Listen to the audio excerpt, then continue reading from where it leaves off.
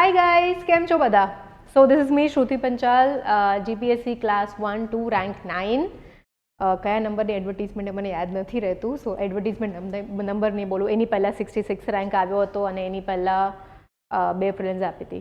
So I can say દાસા સરવાળી 4 exam મેં આપી. Okay, નવા રૂલ્સ આવ્યા છે. કાલે આપણે ડિસ્કસ કર્યા કે નવા રૂલ્સ શું છે. આફ્ટર દેટ મેં ઘણા બધા I was just surfing through અને મેં જોયું સ્ટુડન્ટ્સના ફોન આવતા હતા અને પછી 2-4 વિડીયોઝ પર બી મારી નજર પડી તો ભાઈ ભયાનક નેગેટિવિટી ફેલાઈ રહી છે વિદ્યાર્થીઓની સમક્ષ આ નવા આરઆરને લઈને. તો આપણે છે ને આજે નવા આરઆરની ઇમ્પેક્ટ સમજવાના છીએ કે ભાઈ આ પોઝિટિવ છે, સારા છે, એઝ ઇન પોઝિટિવ છે કે પછી નકામા, નેગેટિવ. અને બીજું આપણે આજે જોઈશું કે ભાઈ શું કરી શકાય, what is a way forward. Okay, તો પહેલાં તો હું કોટ કરીશ કઈ કઈ વસ્તુઓ મેં સાંભળી કે ભાઈ અમુક વિડીયોઝ તો મેં એવા જોયા કે ભાઈ ગુજરાતના વિદ્યાર્થીઓની સામે આ કાવતરું થઈ રહ્યું છે. જીપીએસસી એટલે ગુજરાતમાં રહેલા, ગુજરાતમાં મોટા થયેલા લોકોને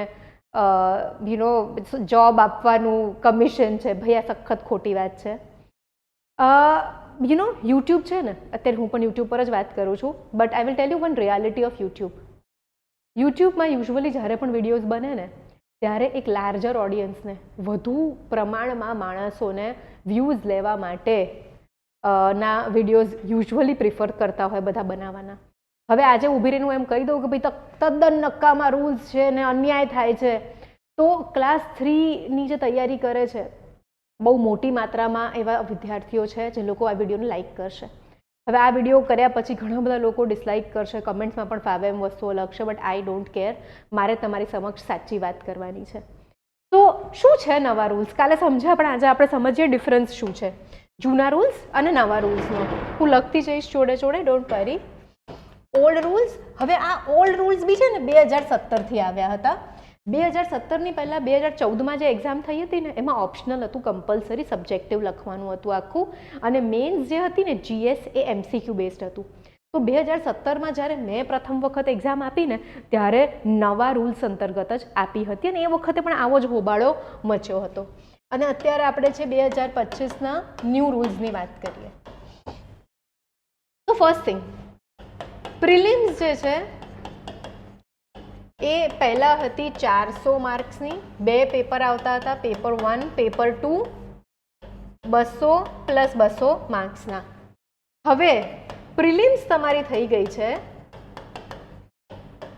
200 માર્ક્સની, જેની અંદર 200 પ્રશ્ન આવશે. 200 પ્રશ્ન કેમ કહું છું હું, કારણ કે 3 કલાકનો સમય આપ્યો છે. 100 પ્રશ્નો માટે 3 કલાકનો સમય ના હોય.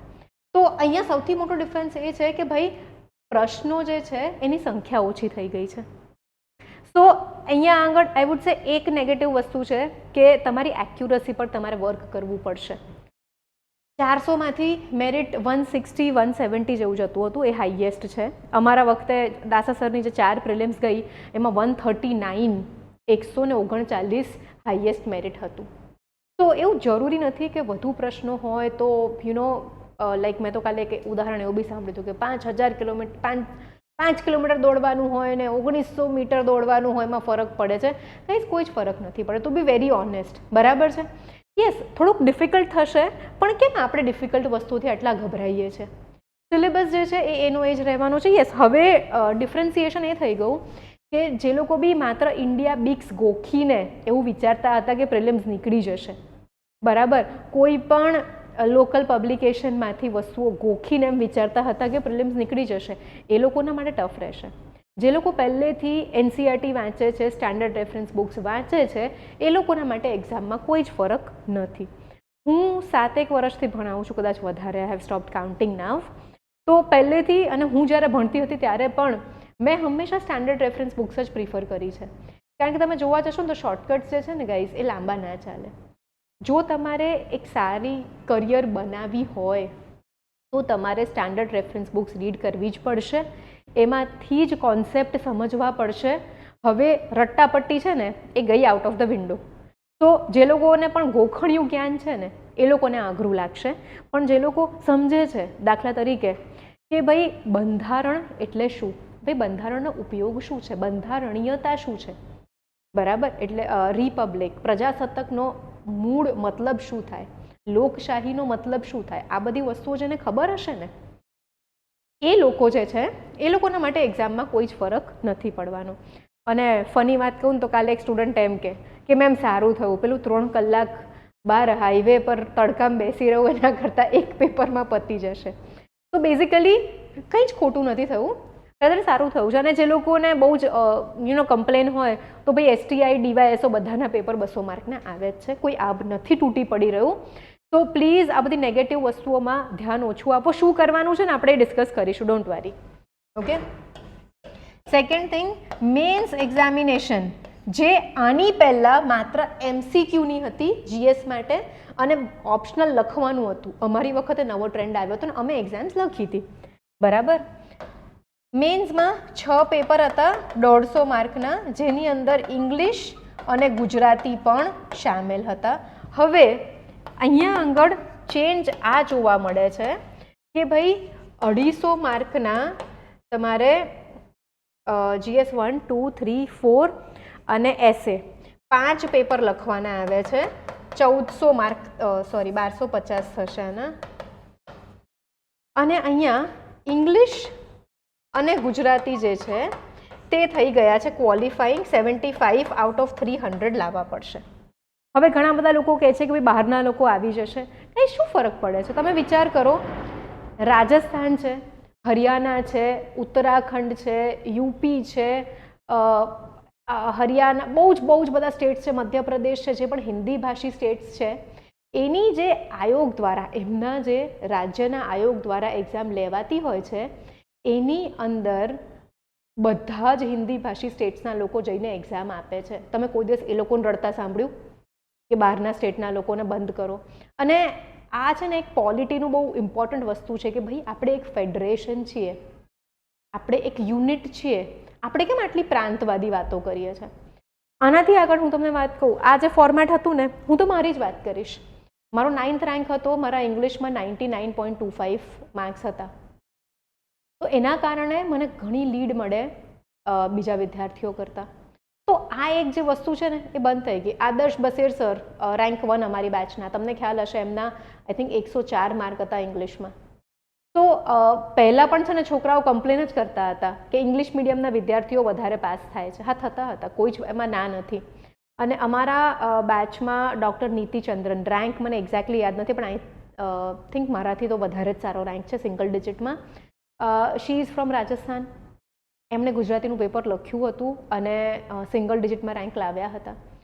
ગુજરાતી તમારી મારી જેમ બોલી ના શકે, પણ ગુજરાતીનું પેપર લખીને પાસ થઈ તો ગયા જ હતા, બરાબર છે. તો આજે અનનેસેસરી આપણે લોકો જે ટીકા કરી રહ્યા છે નવા રૂલ્સની, એ ના કરવી જોઈએ. અને આ સારું છે ને, બધાને લેવલ પ્લેઇંગ ફિલ્ડ મળી ગઈ. ઇંગ્લિશ અને ગુજરાતી લેંગ્વેજ જે છે, આપણે ગણતા હતા કે ભાઈ ચેન્જ મેકર છે લેંગ્વેજનું પેપર, લેંગ્વેજમાં સારા માર્ક્સ આવી ગયા તો પાસ થઈ જવાય. એ હવે વસ્તુ જ આઉટ ઓફ ધ બોક્સ જતી રહી. રહી વાત નંબર ઓફ ક્વેશ્ચન્સની, તો yes, number of questions UPSC જેટલા થઈ ગયા છે. પ્રિલિમ્સનો પણ સિલેબસ યુપીએસસી જેવો થઈ ગયો છે. તો ઇન્સ્ટેડ ઓફ સલ્કિંગ એન્ડ ક્રાઇંગ કે આયોગે સારું નથી કર્યું અને પેલા ટેલિગ્રામના ગ્રુપમાં આપણે બેકારની બહેસ કરીએ, કોઈકને ટ્રોલ કરીએ, કોઈ કેમ કહે કે જે થયું એ થયું, ગાઈઝ એક્સેપ્ટ કરો, આ જ નવા રૂલ્સ છે અને આ જ પ્રમાણે પરીક્ષા આપવાની છે. Okay, the world is not a fair place, બરાબર.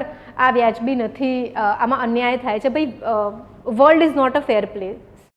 હવે તમે આ જ એક્ઝામનું ઘણો જૂના રૂલ્સની આપણે વાત કરીએ. લાખો વિદ્યાર્થીઓ ફોર્મ ભરે છે, એમાંથી ઘણા વિદ્યાર્થીઓને ઘરેથી ફૂલ સપોર્ટ હોય કે ભાઈ બેટા તારે જે ટ્યુશન રાખવું હોય રાખ, જે ચોપડીઓ લાવી હોય લાવ.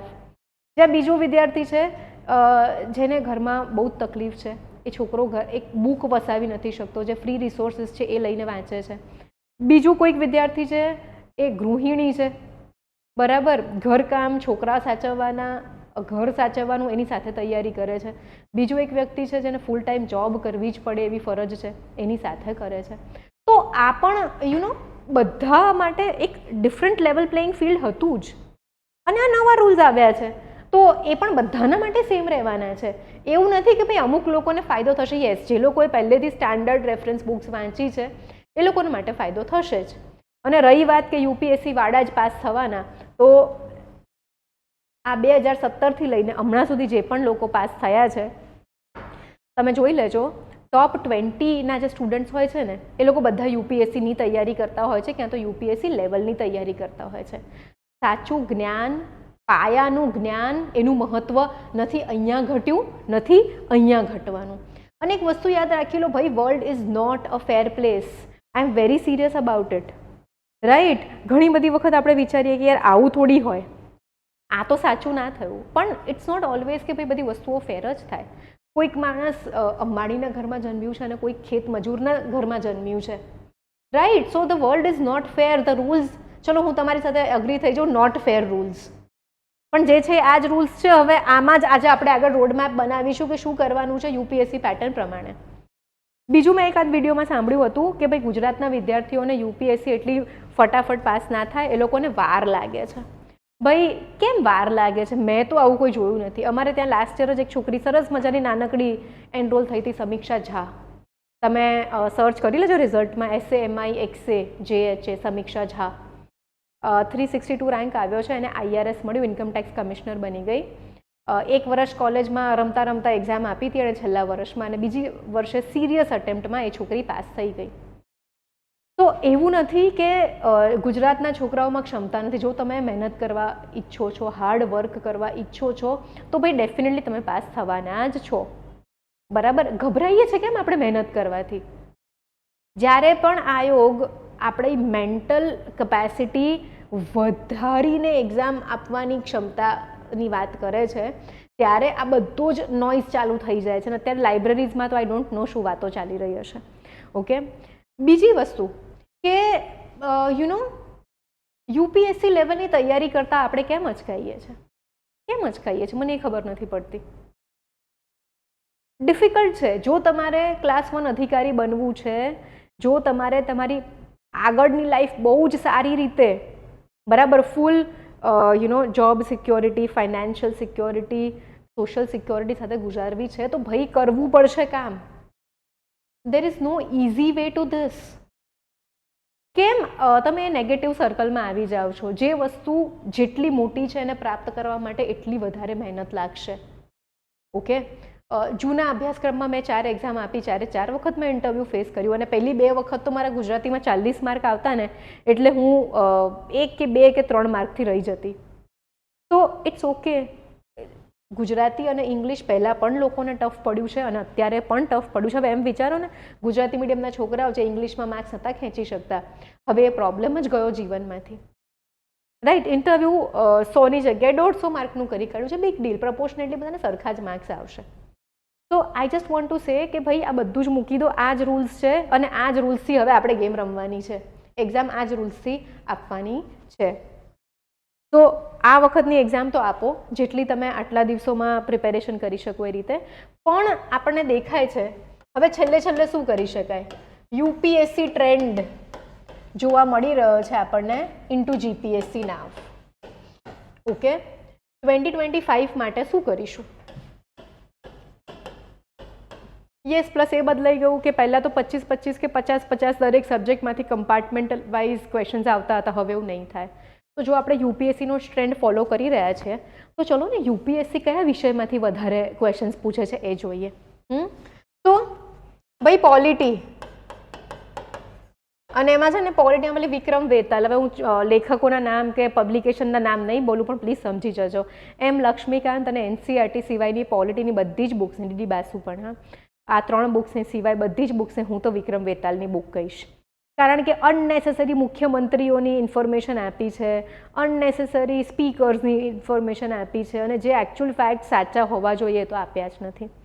તો પોલિટીના યુપીએસસીમાં 100 પ્રશ્ન આવે, એમાંથી આપણે જોઈએ તો 15 થી 20 પ્રશ્ન પોલિટીના આવે. સેકન્ડ નંબર પર સેમ વેટેજ ઓલમોસ્ટ ઇકોનોમી, તમારું અર્થશાસ્ત્ર, બરાબર, પોલિટી, ઇકોનોમી. હવે યુપીએસસીમાં છે ને એન્વાયરમેન્ટના બહુ વધારે પ્રશ્નો આવે, તો આપણે એ ટ્રેન્ડ કોપી નહીં કરીએ કારણ કે એ લોકોની ફોરેસ્ટની પણ એક્ઝામ સાથે હોય છે, IFOSની પણ એક્ઝામ સાથે હોય છે. તો અહીંયા આઈ વુડ નોટ પુટ પણ જિયોગ્રાફી, મેપિંગ બેઝ જિયોગ્રાફી અને કોન્સેપ્ચ્યુઅલ જિયોગ્રાફીનો પોર્શન વધી શકે છે. અને તમે આ વખતે જોશો તો સિલેબસની અંદર જિયોગ્રાફીમાં કરંટ અફેર્સ બેઝડ ટોપિક્સ મૂક્યા છે. તો જિયોગ્રાફી પર મારા હિસાબે વધુ ભાર આપો. અને સાયન્સ એન્ડ ટેક, બરાબર, સાયન્સ એન્ડ ટેક કેવી રીતે ભણશો? ખાલી ઈસરો DRDO કરી લીધું એટલે સાયન્સ એન્ડ ટેક થઈ ગયું. ઘણા લોકોની એવી પરિભાષા હોય છે, પણ ના, IT ભણવાનું છે, ન્યૂ ટેકનોલોજીસ ભણવાનું છે, બાયોટેકનોલોજી ભણવાનું છે, હેલ્થ ભણવાનું છે, ઘણી બધી વસ્તુઓ ભણવાની છે અને કરંટ અફેર્સ. હવે આ જે મેં ચારેય સબ્જેક્ટ કીધા છે, બરાબર, એની ઉપર વધુ ભાર આપજો. બીજા નથી વાંચવાના એવું નથી કહેતી હું. આ 4 સબ્જેક્ટ્સ પર આપણે વધુ ભાર આપવાનો છે. અને પોલિટી જ્યારે ભણવા બેસો એમ લક્ષ્મીકાંત, તો ચેપ્ટર વાઇઝ કરંટ અફેર્સ કરતા જવાના.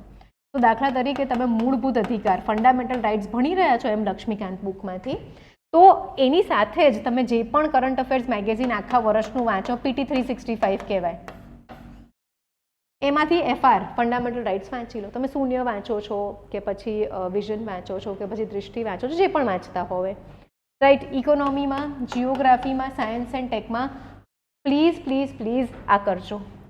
આગળ, અરે હા, હિસ્ટ્રી, આર્ટ એન્ડ કલ્ચર, એમાં પ્લીઝ RS શર્મા વાંચી લેજો એન્શિયન્ટ માટે, અને મોડર્ન માટે વાંચી લેજો સ્પેક્ટ્રમ, અને મેડાઇવલ મધ્યકાલીન માટે લ્યુસેન્ટમાંથી ફેક્ટ્સ જોઈ લેજો. આર્ટ એન્ડ કલ્ચર માટે, ઇન્ડિયા માટે Nitin Singhania is a must. And આ તો છે જ, એની સાથે સાથે આઈ વુડ સે કે તમારું મેથ્સ એન્ડ રિઝનિંગ છે ને, કાલે મેં કીધું હતું કે ભાઈ હવે આપણને પોસાશે જ નહીં કે એક પણ માર્ક્સ જાય આપણા મેથ્સ એન્ડ રિઝનિંગના. તો પોસાશે નહીં શેના માટે કીધું હતું કે જ્યારે ઓછા નંબર ઓફ ક્વેશ્ચન્સ હોય ને, તો આપણે એરર કરવાની જગ્યા ઓછી થઈ જાય. તો રોજ 1 hour ભાઈ એવરી ડે 1 કલાક બેસીને મેથ્સ અને રિઝનિંગના પ્રશ્નોનું પ્રેક્ટિસ કરવાનું છે. કાલે એક જણ કે GSમાં મેથ્સ એન્ડ રિઝનિંગ તો આવે જ નહીં. અલા ભાઈ, નવો સિલેબસ જુઓ.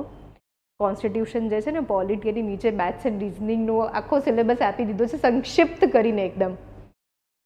તો ભાઈ આટલી વસ્તુઓ પ્રિલિમ્સ માટે ફોકસ કરજો ફોર શ્યોર. કાલે જ અમારો જે ક્લાસ ચાલે છે ને, એમાં હું આવીને વાત કરતી હતી કે ગાઈઝ આપણે ચિંતા નથી કરવાની, આપણે બધું UPSC લેવલ જ ભણ્યું છે. પછી છોકરાઓને થોડુંક સારું લાગ્યું, પણ તમને પણ કહી દઉં છું કે આટલી વસ્તુઓ પર ફોકસ કરજો. મારી ક્લાસમાં પણ મેં આ જ વસ્તુ કીધી છે, જે ક્લાસીસ ચાલે છે એમાં, અને તમને પણ હું આ જ વસ્તુ કહી રહી છું. અને રહી વાત મેન્સની, ભાઈ મેન્સમાં રાઇટિંગ પ્રેક્ટિસ ગજબ કરવી પડશે UPSCની જેમ જ, કે ભાઈ તમે પ્રિલિમ્સ પહેલાં મેન્સ રેડી હોવા જોઈએ. હમણાં સુધી આપણે નથી કર્યું, પણ કંઈ વાંધો નહીં, આપણી પાસે 2026 છે જ. સો સંક્ષિપ્તમાં કહી દઉં, 2026 માટે આપણે 2 પ્રોગ્રામ્સ હમણાં ચાલુ કર્યા છે. એક છે આપણી લક્ષ્ય બેચ, જેમાં તમને UPSCના સિલેબસ અને લેવલ પ્રમાણે GPSCની તૈયારી કરાવડાવવામાં આવશે. તો ડોન્ટ વરી અબાઉટ ધીસ. આ ફાઉન્ડેશન બેચ છે, આ કોર્સ છે, બરાબર. વિડીયો લેક્ચર્સ થશે, લાઈવ લેક્ચર્સ હોય છે, ઓફલાઈન ઓનલાઈન બંને. અને બીજો એક પ્રોગ્રામ છે, મારો બહુ ફેવરેટ છે આ પ્રોગ્રામ, એકલવ્ય પ્રોગ્રામ, કે તમને એવું લાગે છે કે તમે સેલ્ફ સ્ટડી કરી શકો છો અને તમને બસ ખાલી એક શિડ્યુલ જોઈએ છે અને શિડ્યુલ પ્રમાણે ટેસ્ટ સિરીઝ જોઈએ છે. તો આખા વર્ષમાં 80 ટેસ્ટ થશે, 35 ટેસ્ટ મેન્સની, એમાં સેક્શનલ આવી ગઈ, ફૂલ લેન્થ આવી ગઈ, અને બાકીની ટેસ્ટ 45 થશે ને, હા, પ્રિલિમ્સની. થર્સડે અને સન્ડે, ગુરુ અને રવિવારે આ ટેસ્ટ થશે. આનો ડિટેલ્ડ ટાઈમ ટેબલ ને બધું અમે લોકો બહાર પાડીશું વેરી સૂન. તો this is only test series કે ભાઈ તમે પ્રિલિમ્સ પહેલાં, એપ્રિલ પહેલાં 80 ટેસ્ટ આપીને બેઠા છો, પછી જે પણ પ્રકારનું પેપર નીકળે તમને શ્યોરિટી થઈ ગઈ, તમે સેફ છો. And this one is a video course, કે તમને એવું લાગતું હોય કે હું વાંચું છું પણ મને સમજાતું નથી, એકનું એક ચેપ્ટર વાંચવા મારો બહુ ટાઈમ જતો રહે છે, then you can opt for the course. બંનેમાં પણ ઓપ્ટ કરી શકો છો, ઘણા લોકો કરતા હોય છે. But let us go back to 2025, જે એપ્રિલ 20 તારીખે એક્ઝામ છે. બધું જ ટેન્શન બાજુમાં મૂકી દો. આ જે મેં કીધા છે ને એ વિષય પર ફોકસ કરો અને મેં કીધું છે એ રીતે વાંચો અને કોઈ જ નેગેટિવિટીમાં પડશો નહીં. ભાઈ એક્ઝામ ચેન્જ થઈ છે તો બધાના માટે ચેન્જ થઈ છે, એવું નથી કે તમારે એકલાના માટે ચેન્જ થઈ છે. એન્ડ જે લોકોને પણ બેકાર કમેન્ટ્સ કરવી છે ને વિડીયોમાં, please feel free to do it. મારું બહુ મગજ ભમે છે પણ આજે તો હું કહીશ, નેગેટિવિટી ફેલાવા સિવાય પણ જીવનમાં બીજું કંઈક કામ કરી લો તો પાસ થઈ જવાશે. And please don't get into all these negative videos. Rules better થઈ રહ્યા છે. આ વર્ષે જો આ એક્ઝામ આપશો તો આવતા વર્ષે રમતા રમતા યુપીએસસી આપી આવશો. તમારા જ બેટરમેન્ટ માટે થઈ રહ્યું છે. અને એવું કંઈ જરૂરી નથી કે ગુજરાત છે તો ગુજરાતના જ અધિકારીઓ આવે. ભાઈ તમે મહેનત કરો ને, તમે બેસ્ટ થઈને બતાવો ને. તમે યુપીએસસી પાસ કરીને બતાવો. તમને નહીં ખ્યાલ હોય, ચલો let me share some extra things with you. આજ સુધીમાં, okay, listen to this very carefully, બરાબર? તમે મને એમ કહો, સાહિત્યકાર, નેતાઓ, ક્રાંતિકારીઓ, બરાબર, સ્વતંત્ર સેનાનીઓ, કે પછી ડૉક્ટર્સ, કે પછી સાયન્ટિસ્ટ, આ બધા જ ગુજરાતે કેટલા બધા આપ્યા છે કે નહીં?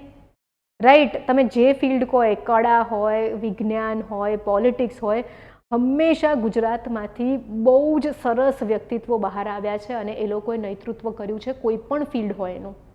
આ એક સિવિલ સર્વિસ જ એવું એક ફિલ્ડ છે જેમાં ગુજરાતે આજ સુધી માત્ર 1.2% જ કોન્ટ્રીબ્યુટ કર્યું છે આખા દેશની વાત કરીએ તો. કેમ એવું છે? અને આને આપણે આગળ લઈ જવા માટે, આપણું રિપ્રેઝન્ટેશન સિવિલ સર્વિસીસમાં વધારવા માટે કેમ આપણે આગળ નથી વધતા? કાલે મેં એક જણની વિડીયો જોયો, મેં એક બે જ જોયા છે એટલે ડોન્ટ માઇન્ડ, જેનું પણ હું રેફરન્સ લઉં છું, કે બેંકમાં બધા જ પીઓ હિન્દી ભાષી હોય છે. અલા ભાઈ, તો તમે આપો ને એક્ઝામ, તમે ક્લિયર કરો ને. હે ને? આપણે એમ કહીએ કે ભાઈ આપણે ત્યાં આગળ આઈએએસ આઈપીએસ ઓફિસર બિહારી હોય છે કે યુપીના હોય છે, તો તમે આપો ને એક્ઝામ, તમે ક્લિયર કરો ને એક્ઝામ. તમે કેમ છોકરાઓને ગભરાઈ કરો છો કે ત્યાંના લોકો પાસ કરી શકે, આપણે પાસ ના કરી શકીએ, આપણા વિદ્યાર્થીઓને વાર લાગે? ભાઈ કંઈ વાર નથી લાગતી, બસ થોડી મહેનત કરવી પડે છે. તો સ્વામી વિવેકાનંદ કહે છે એમ, ઉઠો, જાગો અને ધ્યેય પ્રાપ્તિ ના થાય ત્યાં સુધી તમારા લક્ષ્યને પ્રાપ્ત કરવા માટે કાર્યરત રહો. થોડી ચેન્જ કરી નાખી મેં કહેવત પાછળથી, but it's all right, meaning same રહ્યો. So lot of motivational quotes coming in my mind, but last one, लहरों से डर के